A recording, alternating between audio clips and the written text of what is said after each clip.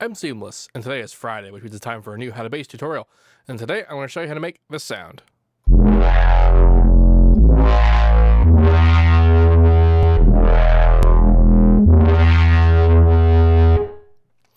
I started this off trying to go somewhere completely different, and that didn't work.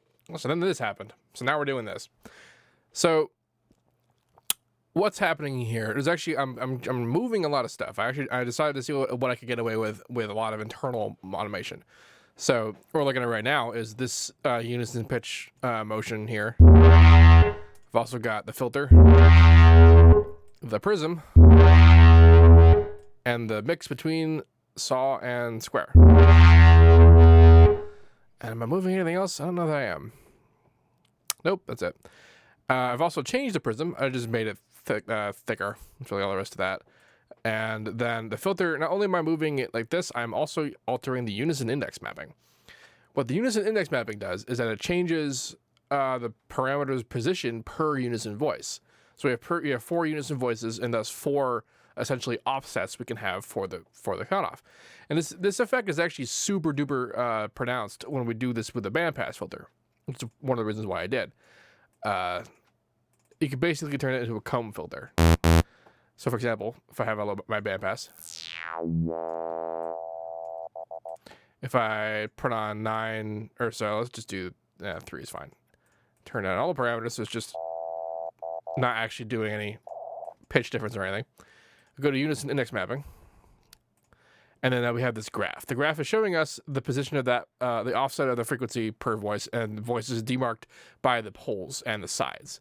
So you see if I increase voice count, the poles increase, and those poles represent the value of that particular parameter. So you can see there, its copy is showed up there, and copy showed up there. That's what unison index mapping does. Unison index mapping is actually something you can do on anything that has an articulator. For example, the phaser. You can do on the mix, on the width, any of these things that you can have an articulator for. You can change the position of its value based on unison voice. You can also do this in Citrus. So that's what I did on that particular parameter.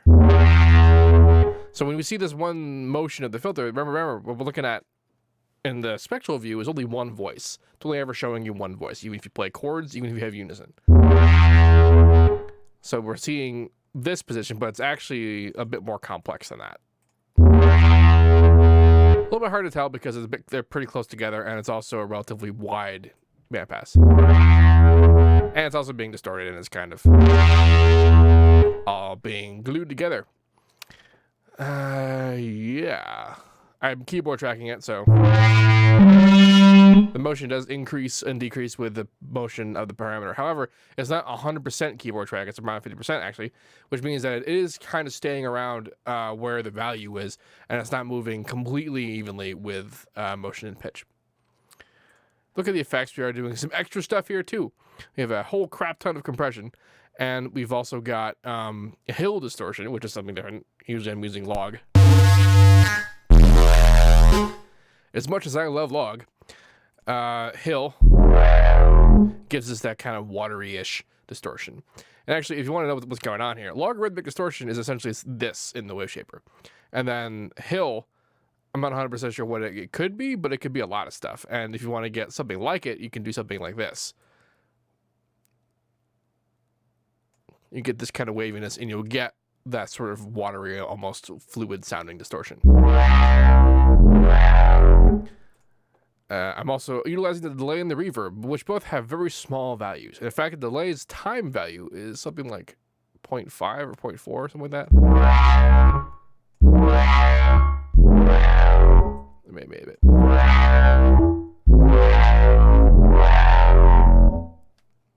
And with an incredibly high feedback. Can you turn it all the way up?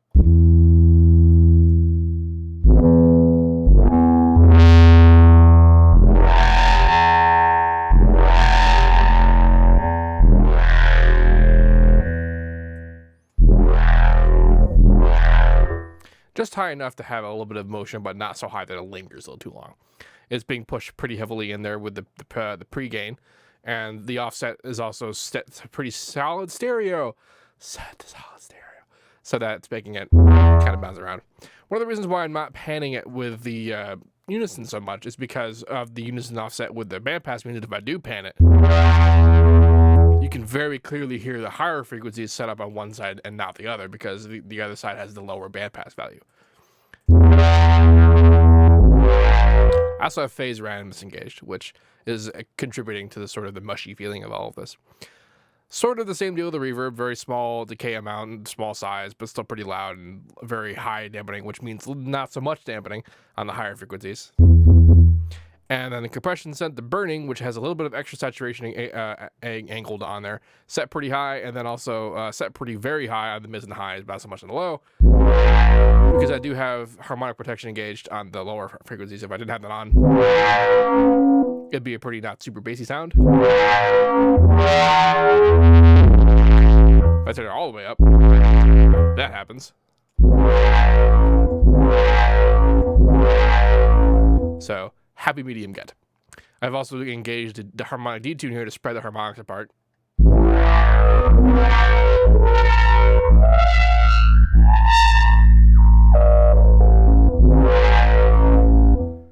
That's what that does. And pretty much everything is normal. I didn't change anything in here. Oh, did I move? I did initially. Yeah, I put the distortion after the delay in this. I could have actually more smartly done that. And then the reverb's out there, compression's at the top. You can put, this is how you can move the effects over if you didn't know that. Small motions there. And then, yeah, that's this. Nothing happening in post. This is all inside of the Harmor. This is just here to look at harmonics. And that's the sound. I will put this patch up for download in the description of this video. If you have any questions about this, please let me know. Don't forget to like, comment, and subscribe, and all that good stuff. And as usual, have a nice day.